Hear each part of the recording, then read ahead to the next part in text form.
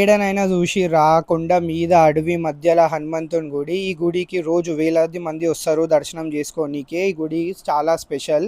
హనుమంతుని పుట్టిన గుడి కూడా అని అంటారు. ఈ గుడికి రానికి ఘాట్ రోడ్లో ట్రావెల్ చేయాలి. ఈ గుడి తిరుపతి నుండి 6 కిలోమీటర్ దూరంలో ఉంది. ఈ గుడి పేరు వచ్చేసి జపాలి, హనుమంతుని పుట్టిన ప్లేస్ అని కూడా అంటారు. తిరుపతి నుంచి direct RTC buses, private vehicles, taxis and jeeps ఉంటాయి. మేమేమో టాక్సీ మాట్లాడుకున్నాం. టాక్సీ అతను జపాలికి అండ్ కొండ కిందికి వెళ్ళని టోటల్ 1900 అని ఛార్జ్ చేసిండు. మేమేమో 1500కి రమ్మన్నాం. సో 1500కి ఫైనల్ అయిపోయింది. జపాలికి స్టార్ట్ అయిపోయినాం.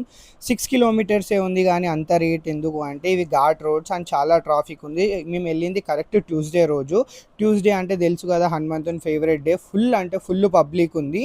సో క్యాబ్ ఎక్స్ట్రాగా వెయిట్ చేయాలి కాబట్టి ఎక్స్ట్రాగా ఛార్జ్ చేసిండు అనుకుంటా. ఇది ఎంట్రన్స్. ఇక్కడికి వెళ్ళడానికి 2 వేస్ ఉన్నాయి. ఒకటి ఇప్పుడే చూపిస్తున్న వీడియోలో స్టెప్స్ ఎక్కొచ్చు అండ్ ఇంకొకటి ఇట్లా ఘాట్ రోడ్ లెక్కనే ఉంటుంది. సో అట్లా గిట్ట వెళ్తారు చాలామంది, అంటే లోకల్స్ అండ్ ఈజీగా ఐడియా ఉన్న వాళ్ళు అట్లా గిట్ట వెళ్ళారు. కానీ మేము వితౌట్ చెప్పలు వెళ్తున్నాం కాబట్టి మేము స్టెప్స్ తీసుకున్నాము.